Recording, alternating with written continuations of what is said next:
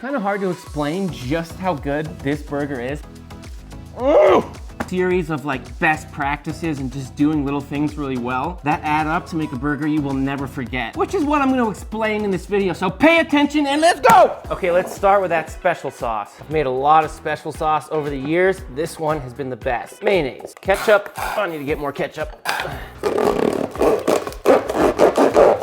That was the sound of me doing this. Mustard, chopped dill pickle, onion powder, and garlic powder. And finally, just a touch of red wine vinegar. Give it the old mixy mix. Now, by using the powders instead of fresh onion, we're gonna get a more intense flavor and a less soupy sauce. And just stick that in the fridge to chill. I'm gonna be using some beef fat to caramelize these onions, but you could use just oil or butter if you don't have beef fat. My camera just kind of stopped recording there, but just drop your onions. Here we are about 8 minutes later. Just turn them occasionally. And the last thing we're gonna do is just deglaze with a little vinegar and just get those out. Done.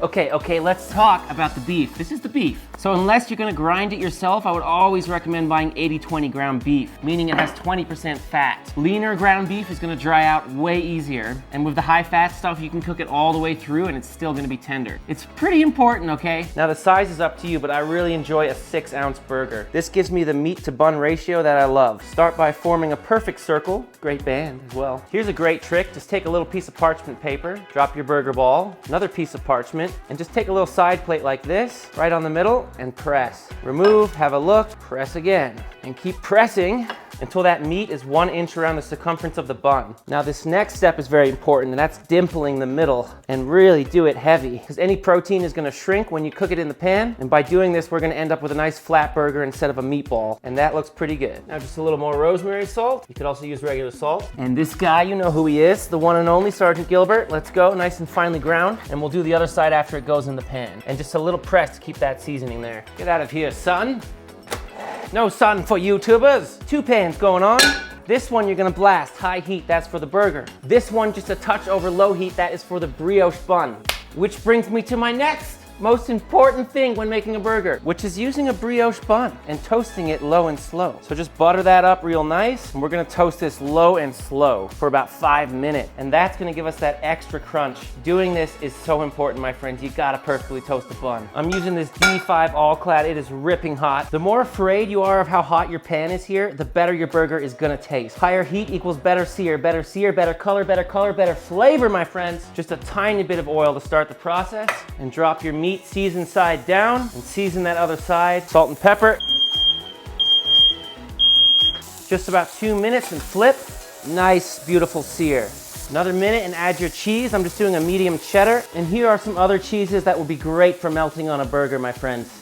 Now I'm gonna melt this under the broiler. When that cheese is melted, like any burger, it needs to rest about 2-3 minutes. Okay, check it. There's the bun, beautiful crispy edges. Let that cool slightly. Special sauce, top and bottom. Now sue me, but I like doing the tomato on the bottom, and always be sure to season that tomato with a little salt and pepper. Now your beautiful burger that perfectly fits the bun right there. Some of those dark sauteed onions on top. Oh God, yes. Just a little piece of butter lettuce up here. Put that lid on. Woo! And there she is, my friends. Oh my God, how could I be so silly? Of course, extra pickle on top. Oh my God. Oh. This is so good, my friends.